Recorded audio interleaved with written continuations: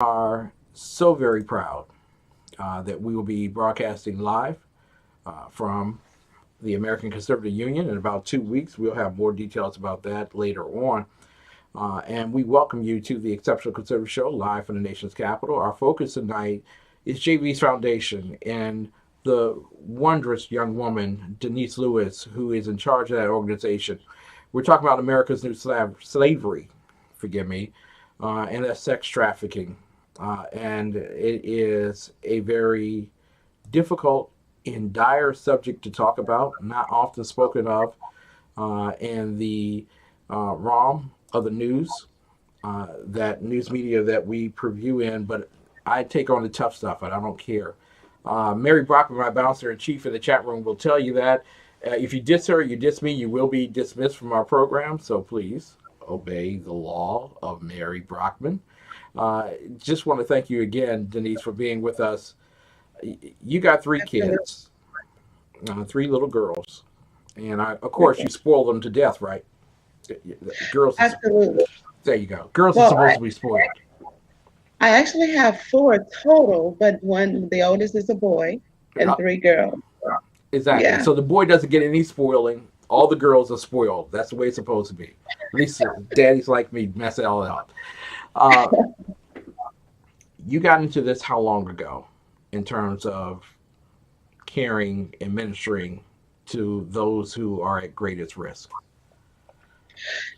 It's been it goes back a lot further when Yes. before the organization started, because you find yourself doing the same very thing that I'm doing today many years ago, Hmm. not knowing that God was preparing you for a time such as this.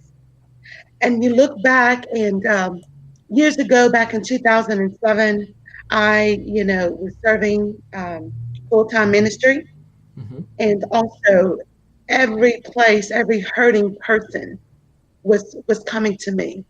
Wow. And having the dreams, I would have dreams. I would see people on the street, and I would hurt from the inside. I would say a silent prayer.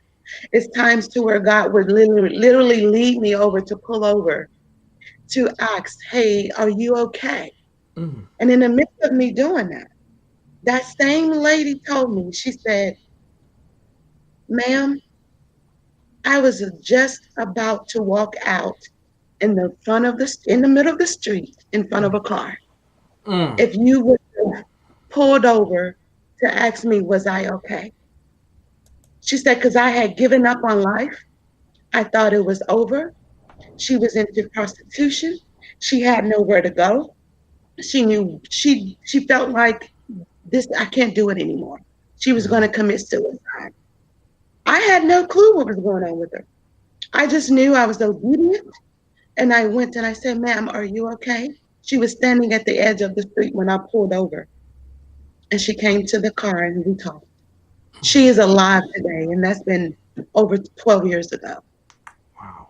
So doing this with someone that having such a traumatic experience of feeling that no one cares, that no one knows what they're going through.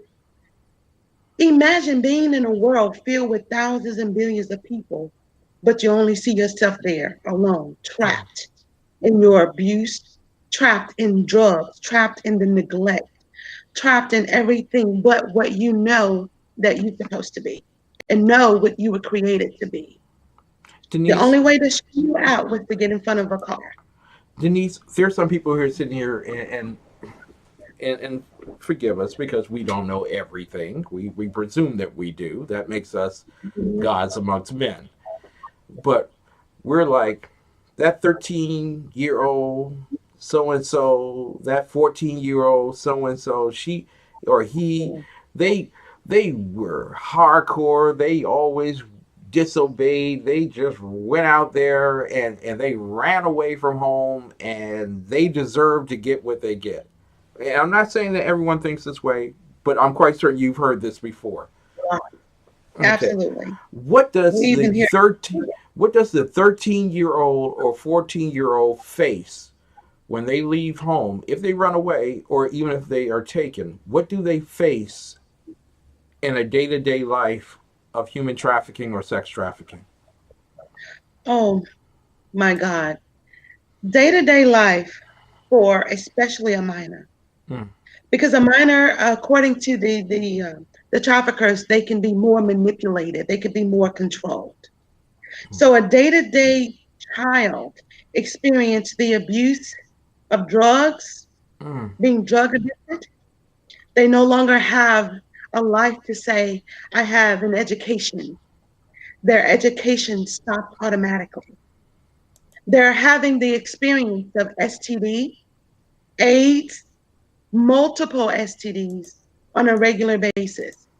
They Whoa. have to be sleep with or intimate with at least 25 to 30 male and female on a daily basis. No, no, Yes, 25 to 30 people a day. a Oh my, day. And the majority of the children that we have supported and helped out of this horrible crime, they have a set price that the children would have to bring into them daily, $500 a day. And if you're not bringing in $500 a day, then you're an example of abuse for the other ones that are not bringing home $500 a day. oh my And God. each one of these people are not giving them $100. They're giving them 20, 15, $10, and they're working just as hard to try to, they become so desensitized to what's happening to them to where they're not focused on the moment. They're focused on what's going to happen if I don't get that money. What's going to happen if I tell somebody? What's Mm, going to happen if I try to run? Or if I get away, will they find me? That leaves them in such a vulnerable position to where it actually traumatized them and caused them to just be numb to everything that they're experiencing, the sex, the abuse, the fear, the mm. hurt, everything is just, I have to do this to stay alive. To stay It alive. becomes a survival. Yeah, and you mentioned to stay alive, and a lot of people are watching tonight and saying, "Well, that's the exception to the rule. That kid, that's the exception to the rule." I'm quite certain that whomever is pimping them, if that's the phrase to use, is Mhm. taking care of their food needs and their clothing needs and taking good care of them, and that this is just a business transaction, right? Absolutely not. I think I think if that was happening, it may make it a little bit better for them. When you meet them, I've met some on the street before. Hmm. They were so hungry. She said, ma'am, I haven't eaten in 5 days. Can you Good buy me a God Almighty. cheeseburger? Can you please give me a cheeseburger? I say, yes, I'll buy you 2 cheeseburgers if you let me pray with you. Mm, She said, yes, you can pray with me. I bought her a meal, but I prayed with her and I let her know that there is help out there. There is a way out. She hadn't taken a shower, hadn't taken a bathe in about 4 or 5 days since she eaten. Her clothes were, you can tell she was either homeless or had been, very dirty, mm, to look, to where as if they were worn over and over. So they do not, even whatever money they're making from them, they're not giving to them. They're not giving them anything to be up to par. Now, the only time they may get them a dress out of a Walmart or a store to maybe prance around for something that may have a lot more money or some fancy guy or something. But mhm, even at that moment, they're not spending the money on it. They're making them steal it out of the store. mm. So they have to steal what they want if they want to be dressed up, if they want to look apart. And if they don't look apart, that's another beating. Oh, Jeez. If they find that there's an STD, you can now perform. That's another beating. So with these things, so they go through Yeah. so much, I so want. much that we can't even imagine. And we see them every day. Hmm. Every day we see them. Denise Lewis is with us tonight. JV's foundation.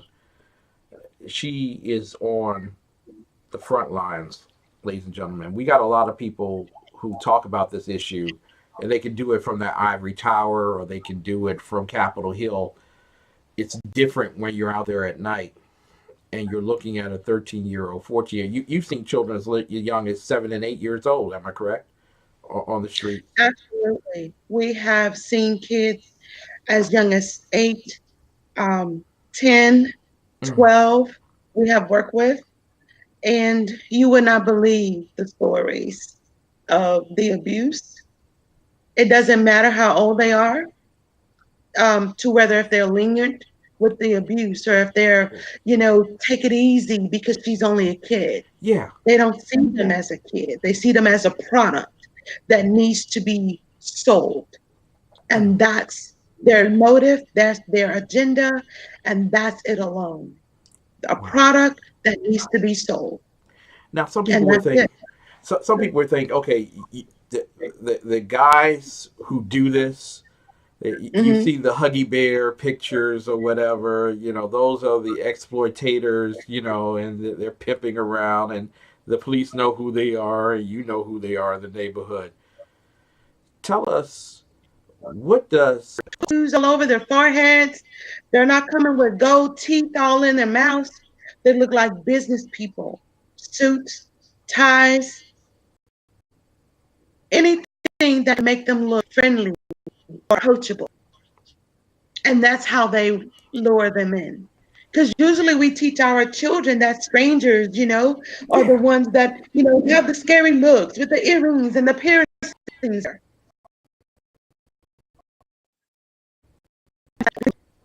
Who So, they're hanging with.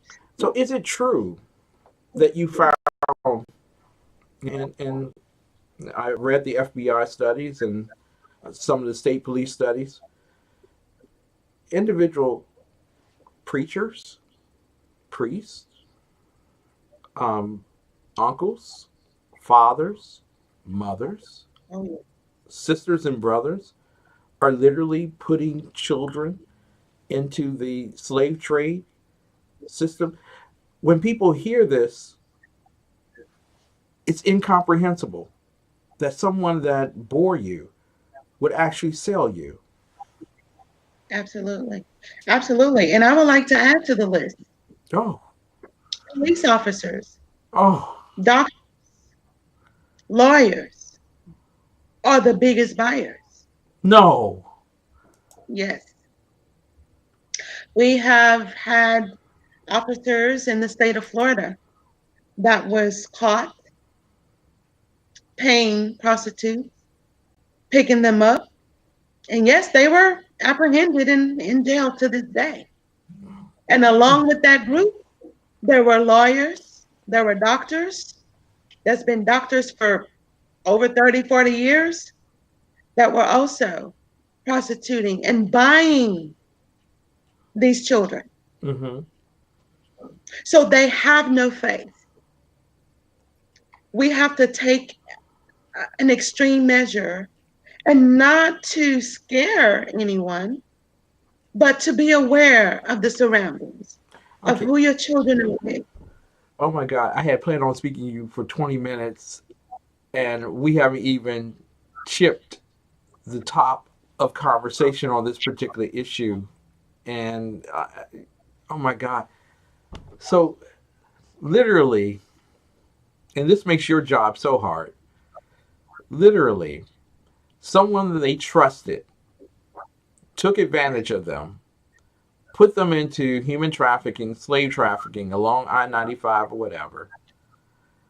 And that same person abuses, mistreats them. They're sold day and night as a product. They're no longer a person, they're a thing, which is slavery. how do you gain their trust? I mean, it's almost impossible, right? Yes, that's what a lot of people would like to think and feel that I can't trust anyone. Yes. And when we approach them, they don't know if they can trust us because there are females that are actually working in this arena. Mm, Because with the norm is to teach your children not to talk to strangers, but usually the strangers are men that have distinctive looks or appearances. But the traffickers are trying to stay ahead of the game. They're bringing children in as recruiters. A lot of times, these same children and women are mm, also victims, mm-hmm, but have been victims for a long period of time. And they would use these women as what they call the bottom girl or different names for them. She's the leader, makes her feel good, makes her feel confident in recruiting other girls. mm, And this is what they do. Because the norm is don't talk to this stranger, don't talk to this guy because he may hurt me. mm. But it's okay to talk to a female. It's okay to talk to a lady that you don't know. But they're doing the same thing and even worse because not because they want to, but a lot of them are also victims in the same crime. So they Denise, use them. Denise, you have removed some stereotypes tonight, some false Mm-hmm. perceptions, and we're just on the Absolutely. we're just on the tip of the iceberg of the conversation. But there are people who are watching tonight, and they don't understand that on Capitol Hill, a 8 to 10 year old garners at least $300 for their service, um, and that there is a shelf life for these individuals. What happens when the child is no longer attractive in the marketplace? Boy and girl, no longer 8, 9, 10 years old, no longer attractive. What happens to this little person? This person, as they either grow older or become useless according to the traffickers, they will use them in other means because know they know a lot of their secrets, they know a lot of their places. They'll use them for those things as far as the recruiters. Mm-hmm. They'll use them as recruiters. They'll use them, as the one to beat the other, Mm, the chastiser, even if they're not being trafficked. But these people are still being drugged. They're still being beaten, but they use them for a different purpose. If they lose any interest, all interest, they're probably buried or thrown away in bushes, dead, or you never see them again.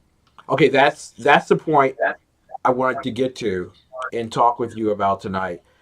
Um, I know you are a very busy woman, but if I could hold you over for the next segment, because this is so very important for people who are listening tonight. You have broken a lot of stereotypes tonight.